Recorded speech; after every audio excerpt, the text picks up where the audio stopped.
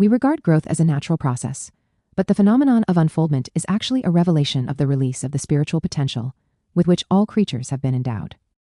Evolution is actually a kind of ideation or an expansion of consciousness through bodies. Jacob Boehme, the German mystic, describes the soul as a tree with its roots in the heart and its branches extending through all the regions of space.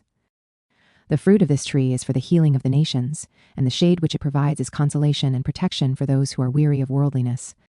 The sacred institutions of both Eastern and Western nations have taught the science of human regeneration. They have revealed the paths that lead to liberation from mental, emotional, and physical suffering.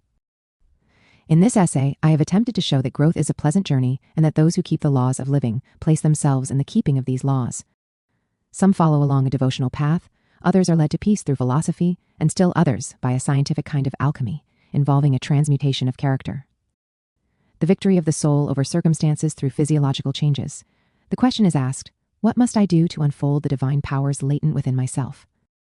While it is not possible to give a direct answer to this question, we may cast some light on the subject by defining the fundamental principles upon which the mystery schools of all ages were established as institutions of philosophic, ethical, and religious culture. The schools of the mysteries are composed of illumined men and women who have been accepted into the company of the immortals.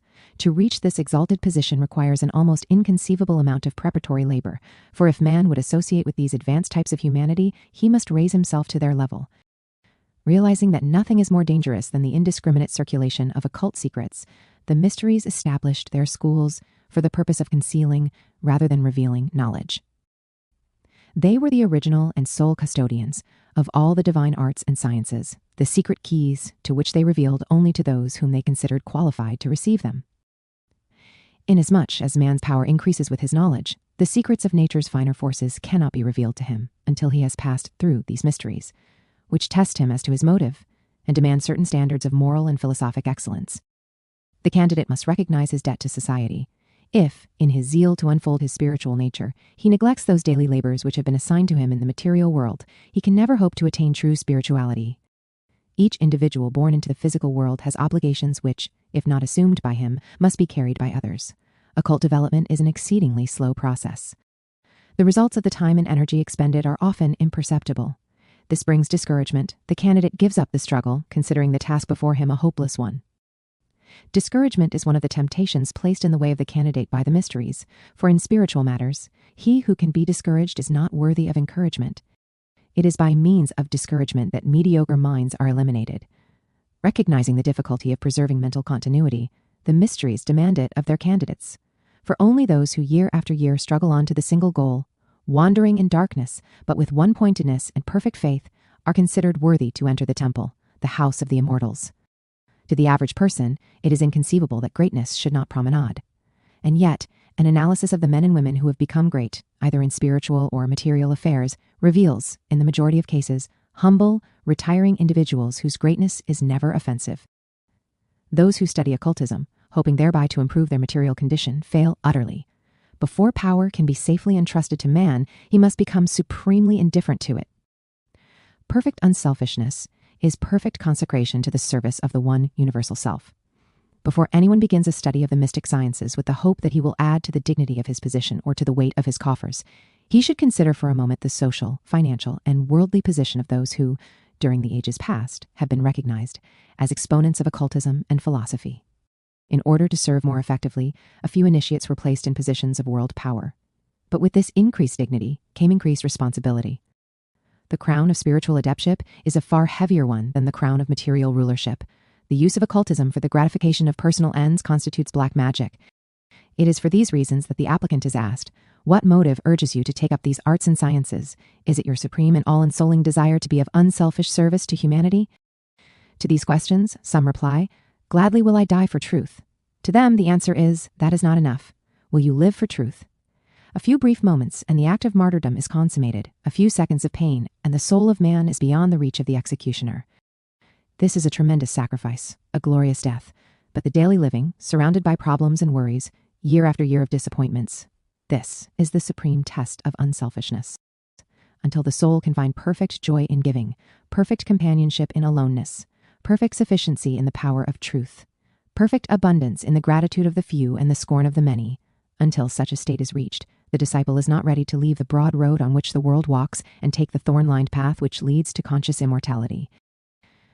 Years are spent by the masters testing the hearts of candidates. Those who begin spiritual unfoldment find difficulties of all kinds rising before them. The even tenor of human existence is shattered.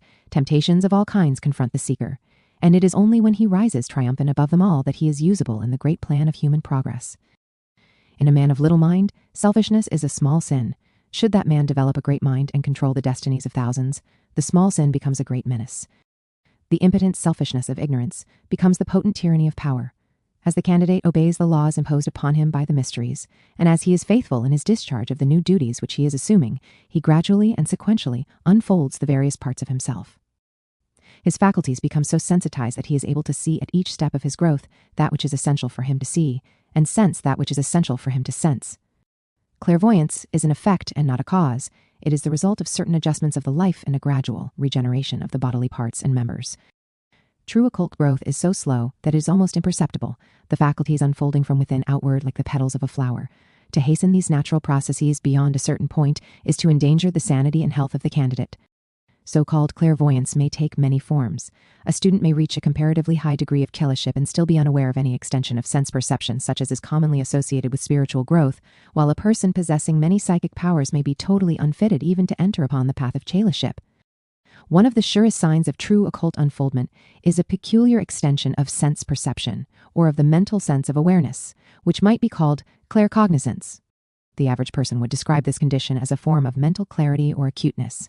Instead of presenting itself through the organs of vision or hearing, occult cognition sometimes comes in a purely intellectual form, the mind becoming actually aware of occult truths and philosophic verities without any involvement of the lesser senses. An example of this is the student who desires to learn the color vibration of a certain invisible organ or part of the body. The mind instantly replies that it is red, without actually giving any color impression, the information coming more as words imprinted upon the mind than in any other form, yet the mind itself registers no awareness of words spoken either physically or spiritually. Apparently, the mind of itself announces the color. In things pertaining to occult philosophy, this faculty seems to be the particular reward of the teacher. If the lay instructor is actually in contact with the higher worlds, he will learn far more while he is teaching than will those to whom he is explaining the subjects under discussion, the claircognizance revealing spontaneously that which the faculties of the mind under normal conditions could not reason out in months. This is the only so-called psychic faculty, the coming of which should not be viewed with a certain amount of apprehension. The premature development of clairvoyance and psychism is a serious impediment to the spiritual growth of the student, who is all too likely to wander astray in the byways of the astral plane and end in the blind alley of transcendentalism. All over the world, there are hundreds of individuals and institutions claiming to represent the secret schools of the ancient wisdom. Few of these organizations, and still fewer of the individuals, can successfully defend their claims in the face of a critical analysis of their principles and policies. Those disciples truly consecrated to the service of the invisible schools have made it their policy to refrain from even mentioning the august bodies which they so inadequately represent, until that time when the invisible order no longer could be discredited by their actions. The true disciple would rather die than compromise his master or the school into which he hopes sometime to be initiated. He can protect the institution only by assuming personal responsibility for all that he says and does. Then his faults disgrace no one but himself. Only when he has reached the point of complete spiritual illumination does he reveal the source of his knowledge, and then only to a limited few. One of the laws of occultism is that in order to receive, one must give. Those desirous of greater insight into things spiritual must earn the right to that broader understanding by the intelligent use of that knowledge already possessed. The student teacher must realize that he is personally responsible for whatever effects his theories and doctrines may have upon the minds and bodies of others. By instruction, we actually change the course of others' lives. We direct them into new channels of mental and physical activity. We change the tenor of their existence. If, directly or indirectly, these changes are not beneficial to them, we who gave them the knowledge become responsible, before the gods, for the results of our indiscretion. In a similar manner, those who teach us are responsible for our actions, and the use we make of the wisdom they have shared with us. Hence, when the disciple fails, it is the master who suffers most. Most of all, we are responsible if we place in the hands of those unfitted to receive it that knowledge of nature's forces which enables one person to injure another. If we are not mentally developed to that point where we can determine beforehand with a reasonable amount of certainty the integrity of the person to whom we intend to reveal occult secrets, we are not far enough advanced to possess such secrets ourselves. In justice to himself, therefore, no one should be in a hurry to go forth serving humanity, lest in his impetuosity he destroy not only others but himself with them. The groundwork should be laid first. When such a one feels that he is equipped to disseminate a message, he should do it reverently, with deep consideration, and no little trepidation, saying to himself, I am responsible from now on for the use and interpretation placed by others upon the words that come out of my mouth. Therefore, I will choose them with care, consider them in the light of my truest and highest intelligence, and send forth with each a prayer that it shall serve only the cause of good. I will not claim to be anything or anyone, but will let my works speak for me, for I am only as great as my works. But until the day of that supreme achievement, if a man should ask me who I am, I shall answer that I am a voice crying in the wilderness. If he should ask who sent me, I shall answer that my soul sent me. If he should ask by what authority I teach men, I shall answer that I am my own authority. If he should ask what message I bring, I shall answer that I bring no message, but only interpret according to my light that message which is eternally here. And if he should ask, what reward have we if we follow you? I shall answer that the accomplishment of labor is the reward of labor. The candidate must maintain a constructive mental attitude. All thinking people are dissatisfied with existing conditions. They also realize that the universe is ruled by the law of cause and effect, and that in order to improve affairs, it is first necessary to establish those remedial and corrective causes, the natural result of which will be universal peace and enlightenment. It is imperative that we accept things as we find them in this world, and instead of complaining or criticizing if they are not in accordance with our desires, let us set about with diligence and intelligence to create newer and better conditions. If his mind be soured or his nature be established in the habit of complaining, the prospective candidate bars himself from the service of the masters. Since life is so serious an affair, it has well been said that the sense of humor is a saving grace. We become useless to our fellow creatures if we permit ourselves to be oppressed by the weight of the world's woe. It is a mistake to believe that seriousness can take the place of integrity. There is no substitute for the happy smile or the normal, healthy attitude toward the problems of life. The candidate need not cultivate thoughtless optimism, but rather that attitude of mind which sees the hand of God in everything and realizes that all things are working together for the ultimate good of each. The iconoclast is a useful and important member of society, but he never attains the highest state of usefulness because his mind is on a tangent. Man is much like an apple. Some people mellow with age, while others rot. Some are deepened and sweetened by experience, while others are hopelessly soured. Those who become soured have failed utterly. They are mentally diseased and incapable of constructive thinking. Sourness is often the result of self-pity, one of the most subtle and terrible forms of egotism. It is egotism that makes people actually believe that they are so important that nature singles them out to heap infirmities upon them. No one who pities himself has any inherent sense of justice. Without a perfect faith in a natural justice, man cannot attain the heights of either philosophy or religion. Make it one of the fundamental rules of your life that you will never be sorry for yourself. If you become the slave of self-pity, you will soon become a legitimate object of pity on the part of intelligent people.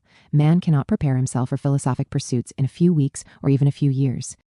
He must build slowly and solidly, realizing that one step properly taken is worth many taken haphazard and without direction. When the general self-improvement is fairly well advanced, it is then time for the student to prepare himself along certain special lines of endeavor which will peculiarly fit him for occult attainment. This is not the first step, but the second, and is not to be taken until the initial groundwork has been thoroughly established. With each advancing step, the candidate finds the standards of life more exacting and difficult of attainment, with deviation from these ideals productive of ever-increasing sorrow and suffering. The requirements of the law for the initiate are much more strict than for the average individual, for the initiate can possess his transcendent powers only by sacrificing everything else. The would-be disciple of the ancient wisdom, after having schooled himself in the 7 principles described above, must now turn his attention to the choice of that particular line of endeavor and that particular school of the mysteries in which he feels he will be most useful. The qualities previously developed by the first ethical training are now tested, for only by their aid can the selection be intelligently made. While the path of accomplishment differs in each school, all the mystery schools teach the same fundamental doctrines and ultimately attain the same results. Let us suppose that you have chosen one of the Eastern schools. Before you can actually begin your studies, you must familiarize yourself with the particular ethical code which it disseminates. The school will educate you in certain concepts and attitudes which, when incorporated into your life, have a marked effect upon the invisible nature. Only when these effects reach a certain point is it safe for you to begin any special system of so-called spiritual development. Although the 7-fold cardinal requirements are applicable to persons in any walk of life, the more advanced requirements are concerned directly with the individual needs of the student. this more advanced code is open to the consideration of all who have conducted themselves worthily, according to the primary requirements. But woe to those who, ignorant, selfish, and otherwise unqualified, dabble in any form of occult science without first overcoming the more important faults of the lower nature. The proof of man's sincerity is his willingness to sacrifice, and the occult student must sacrifice his own lower nature if he would enter the temple of wisdom. Again and again, the student of occult philosophy deplores the fact that he cannot discriminate between the true and the false. He reveals his dilemma by saying, "Oh, if I only knew which of the paths of discipleship I ought to take, if I were only sure that this teacher is really qualified to instruct in these subjects, if I could only be certain that this book is the one I should study. But I am afraid to trust my decision on these matters. Won't you please decide for me?" Such questions demonstrate beyond all doubt that the mind of the student has not matured to the point where it is capable of discrimination. Not knowing right from wrong and incapable of dividing the real from the unreal, too many students are seeking advanced spiritual instruction when their ethical education is hopelessly inadequate. If you do not know what you want to do, you are not ready to do anything. You must first develop sufficient ethical perception to be cognizant of what you want to accomplish. The lack of such discrimination is much too common among occultists and is often the unsuspected cause of their inability to attain spiritual unfoldment. Many students feel that this ethical training by itself is a waste of time and that it is far more desirable to become immediately engrossed in arcane traditions. The lack of this mental and moral culture effectually disqualifies the candidate for the steps which follow. The inevitable result is sorrow, suffering, incompetence, and disappointment. Assuming that you have carefully considered the 7 cardinal requirements already described, it is now in order to analyze the more specific factors with which the candidate must familiarize himself. The first, and most important, is the selection of the person or institution whose instruction will constitute your course of occult procedure. Consider with us for a moment the attitude of the Eastern mystics on this vital subject. The assistance of a properly qualified teacher is essential to the progress of the student. Just as a plant grows in the light of the sun, warmed and vitalized by its pranic emanations, so the disciple unfolds, flower-like, nurtured and assisted by the spiritual radiance of his master. The aura of a highly evolved adept is also of great assistance to a young student who as yet is unable completely to create certain atmospheres for himself.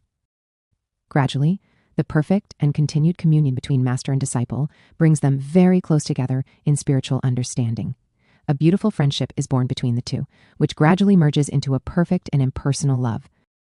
The guru comes to know the innermost thoughts of his disciples. He tests the student by bringing him into the presence of temptation and encouraging him to be strong. He perceives where the student is weak.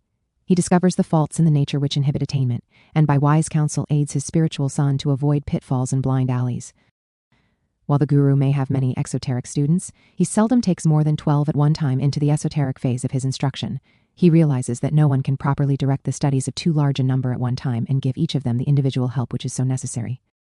He realizes that he is the parent of a spiritual infant who is being nurtured in the nature of his disciple, and that this spiritual child needs almost constant attention during the early stages of its growth. By carefully observing these requisites, the master protects the life and health of his disciples and leads them step by step to the state of accomplishment which they could not reach unaided.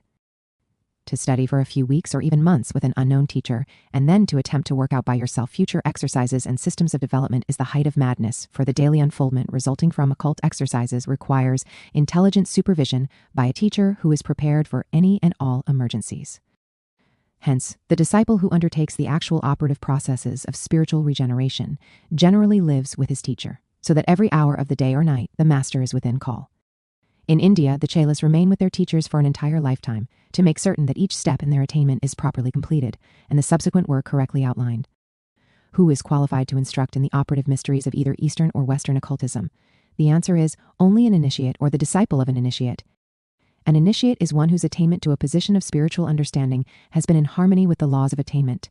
Therefore, he must be and is in consistency with the laws which have produced him.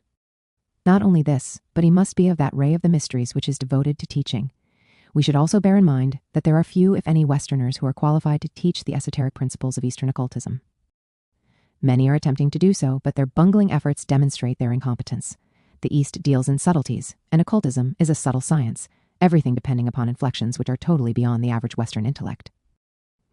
While Western scholars may learn to understand the general outline of Eastern occultism, even a lifetime in India or Tibet will not qualify them as teachers of Eastern esotericism, unless during their sojourn in the Orient they have actually been initiated into the Eastern mysteries.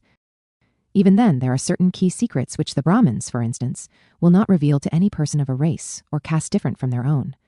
For this reason, most of the concepts promulgated by Westerners are hopelessly erroneous or, at best, incomplete. None but the East apparently can understand the East, for it is a world totally different in attitudes and concepts from the one with which we are familiar. If the student will eliminate from his list pseudo-occultists with axes to grind, he will escape the majority of the pitfalls. The second point is the consideration of the time element. Time is the primary prerequisite of occult growth. The disciple may expect it to require at least 20 years to attain success in even the first degrees. In the early part of the disciple's training, he will probably find it necessary to receive his instruction from someone in the physical world, but as he goes higher and acquires the ability to separate his consciousness from his lower vehicles, he may receive his instruction from teachers and initiates working through the subtle essences of the invisible worlds. No layman, either in the East or in the West, is qualified to begin the practice of so-called occult exercises without special preparation covering a period of years. Even in the East, where the mind is concerned with occultism and philosophy from infancy, special preparation is required before even the simplest of the exercises are begun. Even though a student has delved into occultism for years and has attended countless lectures, he is not justified in thinking that he is ready for deep esoteric work. Unless, during those years, he followed a certain prescribed and systematic course of training, he must begin to do so, and until he has achieved success therein, he is not ready for deeper or more complicated forms of culture. Notwithstanding the fact that he considers himself a highly developed person, he must begin at the bottom and pass through his years of probationary work just the same as the disciple, who apparently is far less informed. The true occultist realizes that it is not always how long we are at a thing, but how intelligently we pursue our labors that counts, and many who have spent an entire lifetime have achieved comparatively little. It is for the guru to decide when the period of probation is completed, for the teacher is capable of investigating man's invisible spiritual nature, upon which the record of accomplishment is imprinted. The period of time for the first probation is usually from 2 to 5 years. Pythagoras of Crotona demanded 5 years of self-purification before he would even discuss the matter of spiritual unfoldment with a candidate applying for membership in his university. During these years of preparation, the disciple adjusts his entire life to the work to which he looks forward. He becomes permeated with certain spiritual and intellectual attitudes, and thus comes en rapport with the holy science. It means that every atom and molecule of his quaternary constitution must be purified and made over. The organism must be unfolded, and every part of the structure must thrill and vibrate in a peculiar manner. What does this mean? It means that the attainment of spiritual power is impossible unless the life, mind, and body are dedicated entirely to that labor. It also means that so much depends upon the teacher into whose hands the student places himself that it is, in reality, a matter of life and death. The third point for the candidate to realize is the necessity of remaining silent concerning any esoteric secrets which may be revealed to him. He may discuss the theoretical part of occultism with any whom he feels deserving of such information, but the operative secrets he must reveal to no one. They are given to him as master to disciple, and are for him alone. The curse of the gods is upon the head of the man who reveals the hiding place of his Lord for 30 pieces of silver. The Christ in you is the secret and powerful spiritual nature, the miracle worker, the divine invisible man, the one who reveals the nature and power of this secret Lord, betrays his divine master, and turns its power over to the hands of the mob. At the hands of the mob, the Christ is crowned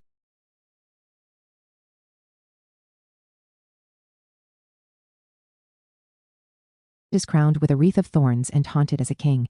He is given the kingdom of death to rule and is scourged by the soldiers. In the hands of the mob nature in man, the secret and divine power, which has thus been betrayed, is crowned with sorrow. The divine science is prostituted that ignorant mortals may, by the aid of spiritual powers, secure material prosperity, marital happiness, or improve lagging business conditions. Approach with the utmost care, therefore, the subject of occult exercises. Remember that the esoteric secrets of occultism are designed for the use of only that illumined few who, having first consecrated their lives to the unfoldment of the spiritual powers latent within them, have reached a point after many years where they are qualified to assume the responsibility of liberating their spiritual natures from the bondage of matter. By operative secrets, we mean that knowledge which will assist the individual to personally unfold, by secret but scientific processes, the latent forces or faculties of his own nature. These must not, shall not, and cannot be bought or sold. When a man is decorated by a government for a deed of valor, he does not have to buy the medal that is pinned on his breast. The same rule applies with respect to the secret doctrines which are revealed to man as the reward for spiritual, moral, and intellectual valor. When the disciple is ready, it is an inconceivable and unpardonable sin to deny him that which is his by right of merit. To sell the secrets of the invisible world to one unworthy to know them and incapable of earning them is sacrilege. to try to sell them to one who has already earned that wisdom by virtue of the superior qualities of his own nature is also a sacrilege. To place the great secrets of occultism in writing is dangerous and brings a heavy karmic debt down upon the head of the one so foolish as to do it, and to sell a document containing such secrets compounds his karmic obligations. When revealed to the public, all material dealing with operative occultism must be veiled. When it seems desirable to reveal the theory behind these processes, certain keys must always be omitted, so that a careless reader may not be able to hurt himself by experimenting with the information thus gained. These facts are well known to those entrusted with esoteric information, and any who break these rules demonstrate their total unfitness to instruct students in the mysteries of the occult sciences. The candidate must beware of unbalance. Equilibrium can be safeguarded by continual emphasis of the ideal of symmetry. The student should always bear in mind that one virtue is not sufficient to make a saint, no matter how excellent that one virtue may be. Man must grow symmetrically. His heart, his mind, and his body must coordinate and complement each other. He must achieve the condition of mental, spiritual, and physical equilibrium.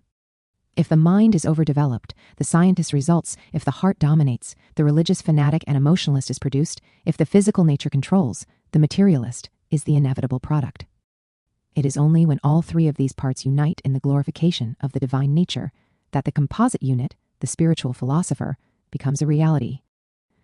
The most common occult exercises taught to the general public today are various forms of concentration and breathing. Many of these exercises are hopelessly incorrect.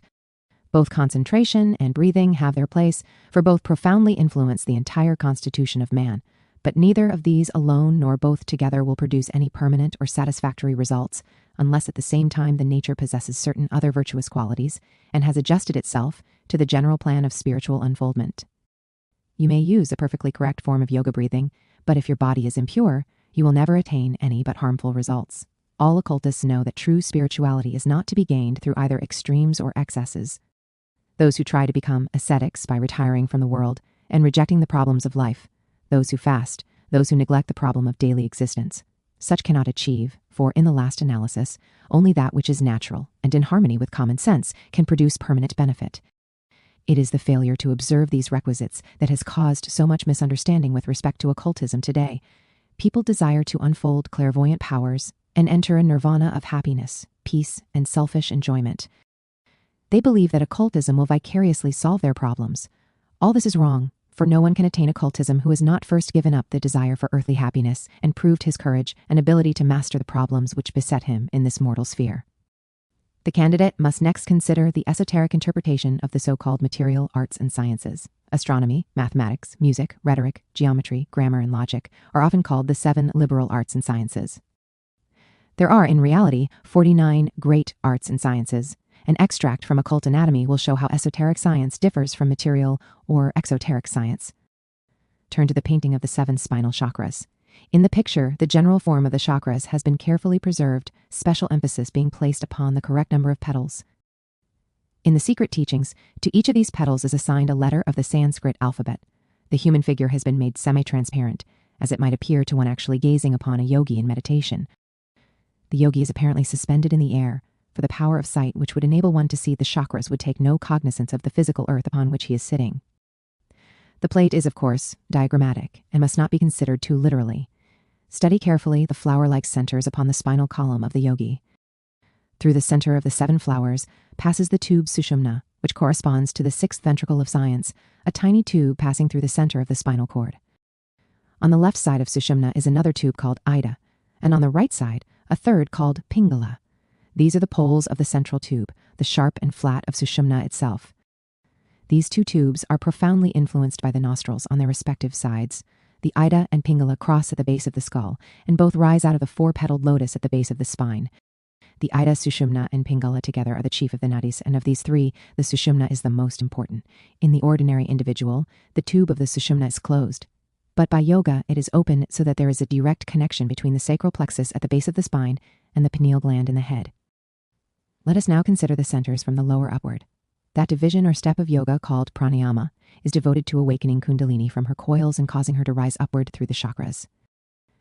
As she contacts these in turn, they result in an extension of consciousness. Each of the 5 lower centers distributes one of the 5 forms of prana, or the broken up energy of the sun. Each of the 7 chakras also has a corresponding tattva, or breath, a motion or condition of spiritual air. Beginning at the bottom of the spine and working upward, the centers are as follows. First, Mulata. This has 4 petals and an inverted triangle in the center. The Tattvic power of smell is associated with this chakra. It is probably correlated with the Church of Ephesus mentioned in the Book of Revelation and corresponds to the sacral ganglion of modern science. Second, Svadhisthana. This is the second from the bottom and contains 6 petals, with a crescent in the center. Its Tattvic correspondent governs the sense of taste. It probably corresponds to the Church of Pergamos and is the prostatic plexus of modern science. Third, Manipura. This is the third chakra from the bottom, containing the red triangle. It has 10 petals and is associated with the epigastric plexus and the navel. Of the 7 churches, it is probably Smyrna and is associated with the tattva of sight. Fourth, Anahata. This is the fourth from the bottom, and its symbol is 2 interlaced triangles. The chakra has 12 petals and is associated with what is commonly called today the cardiac plexus. It is probably the Church of Thyatira, and its Tattvic power is the sense of touch. Fifth, Vishuddha.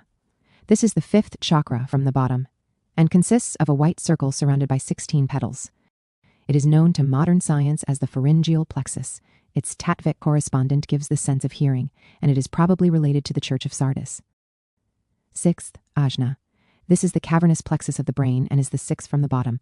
The lotus consists of 2 petals caused by the fanning out of spiritual rays, 1 to either side. It is probably related to the Church of Philadelphia, and its Tattvic power is to give the quality of thought. Seventh, Sahasrara. This is the 1,000-petaled lotus, the highest of the sacred 7. Its Tattvic power is purely spiritual. It is probably related to the Church of Laodicea and corresponds either with a pineal gland or an unknown center directly above it. When Kundalini reaches this point, divine consciousness is attained. The passage of Kundalini upward towards Sahasrara is marked by a gentle warmth. As it rises, the lower part of the body becomes cold, until only the head remains warm. The condition is also accompanied by other phenomena. Woe to the unhappy mortal who raises Kundalini prematurely to the brain. The sting of the fiery serpent is most deadly, as those well know who have seen the results of her premature raising. She will burn her way to the brain and destroy the reasoning qualities of the mind. Such, in brief, is the story of the chakras and that science called yoga, the art of developing and controlling them. The story of these centers is clearly set forth in the Book of Revelation, where the 7 seals, the 7 trumpets, the 7 vials, and the 7 voices all refer to the spinal centers and the various mysteries concerning them. The warning cannot be too strongly emphasized that, while the study of the theory of yoga will acquaint you with many of the mysteries of nature and of your own constitution, the practice of it should be limited to such as have united themselves with those schools of Eastern philosophy, of which it is the esoteric work. It is well that all should know the theory, but woe to the foolish mortal who attempts the practice, without proper instruction and guidance. The system of training, through which disciples must pass in order to prepare themselves for the highest honors of occultism, is rigorous. Take, for example, the 8 steps which the yogi is expected to climb to union with his divine self. While these processes differ in each of the schools, they are equally severe and exacting in all, for it is only after the neophyte has shown his ability to master and directionalize every force in his organism that he is given the secret keys by means of which he can control the destiny of creation. The 8 steps of the yogi school are Yama, Niyama, Asana, Pranayama, Pratyahara, Dharana, Dhyana, and Samadhi. What does each stage imply? What qualities must the disciple unfold in order to reach the final stage of perfect spiritual union with his Supreme Self? These are questions which we shall try to answer. The first step is Yama. Under the heading of Yama, an exceedingly strict control of the mental nature begins, for the disciple is placing his foot upon the first step which leads to self. Here he must cease destructive activities forever. He must become absolutely truthful. His words must be carefully thought out before they are spoken. In spite of his truthfulness, he must never hurt. Unquestionable honesty must be cultivated. He must not even desire after a thing which is not his own, and he must also give up the sense of possession over that which is his own, realizing that it is only loaned to him that he may use it for the glorification of God. He must gradually cultivate a beauty within his own soul so that he radiates peace, tranquility, harmony, and strong yet merciful sympathy. He must live to do good, serving all things and loving all things. He must have no enmity, but must love his enemies as he loves his friends, and both of these he must love impersonally. Only when he has accomplished this has he actually achieved the first step in his long path toward the liberation of self. It is only when we have achieved this perfect peace within ourselves that we are ready to go on. Yet how many American students are trying to concentrate and develop spiritual powers who have not even begun the conquest of their lower natures or the purification of their bodies? This is one of the chief contributory causes behind the tragedies of modern occultism. The second step is Niyama. This stage is even more difficult than the first, for it demands perfect self-control. It also requires the perfect conservation of energy. Wasteful expenditures of life energies must cease. Nothing shall be wasted, the tongue shall be held in restraint to speak only when speech is necessary. The energies of all parts of the body shall be conserved and used only to accomplish that which is essential. Then must come cleanliness of mind, soul, and body, for unless all parts are clean in their structure and expression, spirituality cannot be attained. There must come the development of the sense of peace, the realization that all things are as they should be, that all activity is united to the attainment of good, that the Supreme One is actually controlling his world. In this stage, the disciple reads the books of wisdom, familiarizes himself with the secret scriptures, and ponders and meditates upon the symbols and allegories. To consummate this stage, he surrenders himself and all that he is to God, living only to serve God, existing only to fulfill the dictates of God, offering his hands and his feet, his heart and his mind to God, and claiming nothing for himself. He must withhold nothing. Regardless of his own likes and dislikes, he must offer himself to the Supreme One without reservation or hesitation. Whatever God wills to be done, he will do it. At all times of the day or night, he is at the command of the Father. When he has achieved this perfect condition of willingness to be that which God would will him to be, the disciple is then ready to begin the study of body postures, an art which serves many purposes. The third step is asana. The purpose of this step is to gain control over the muscles and members of the physical body. It is one of the secret sciences and consists of a series of body postures, the assuming of which causes various muscles and nerves to come into play, which otherwise are not used. Its consummation is the ability of the mind to control the function of every organ and part of the human body, so that when the mind so wills, the heart will stop beating, and the individual still live. This complete bodily control has a considerable influence upon the length of life and, according to the Hindus, will considerably lengthen the span of human existence. A careful consideration of these stages will reveal the fact that they are all devoted to the problem of mastering the not-self and bringing the tangible nature under the control of the intangible spiritual man. When this stage has been successfully passed, the candidate comes to the next step, which is the control of the solar force within the body. The fourth step is called pranayama. This involves, to a certain degree, the science of breathing. Prana is the life power from the sun. The flow of this force can be controlled by the mind and, to a certain degree, by the breath. There is a certain individuality in breathing. This individuality can be affected by timing the breath and is somewhat governed by the nostril used in inhaling and exhaling. Pranayama is closely related to the science of the chakras, for by means of its exercises, the goddess Kundalini is caused to rise through the spinal canal. It also has to do with the purifying of the nerves, for the pranic energy flows through the nerve canals. This is a hazardous procedure, however, for the average Occidental, and he is warned to leave it entirely alone unless he has already advanced through many stages of spiritual growth. It is far better and wiser not to discuss the exact method by means of which this breath force is directed. The fifth step is pratyahara.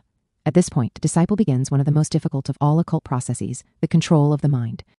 Few people realize how wild and erring their minds are. The mind wanders ever from one thing to another. Control seems almost impossible, for the very element with which it must be controlled is the element which is wandering.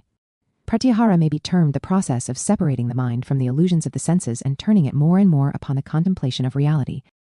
The mind must be controlled. It must think only when it is told to think, and as it is told to think, it must be directionalized by the will of the individual. When man is master of his thoughts and feelings, when he is in perfect possession of his mind, he has accomplished the fifth step. Today, the average person cannot think clearly because interest sways his judgment. He thinks in favor of the things he loves and against the things he hates. He blames some people and exonerates others, when both are guilty of similar offenses. This is because the mind is a servant of the senses and is incapable of free and unprejudiced thought. To the correction of this, the mind and the senses are gradually separated so that the desires, lusts, greeds, and passions are no longer capable of turning the mind from the contemplation of things as they are.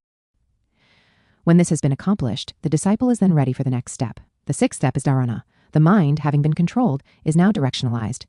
It is turned to this point or to that and held there unwaveringly. In order to be most useful to man, the mind must be capable of pointing.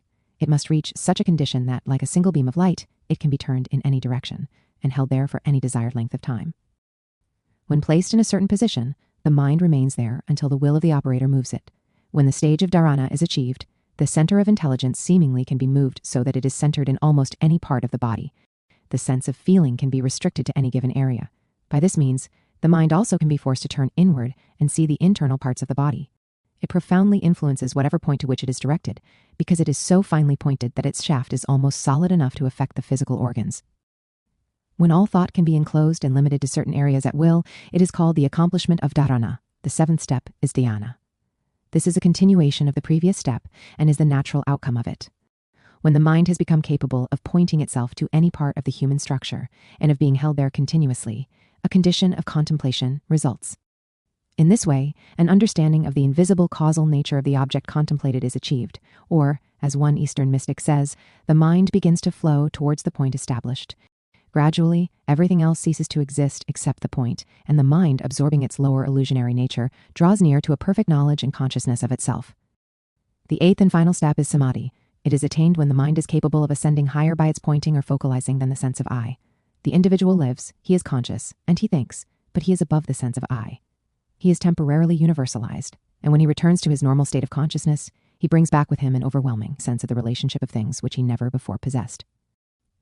Samadhi is brought on by a tremendous exertion of willpower, in which the mind turns its focal ray to contemplate something greater even than itself.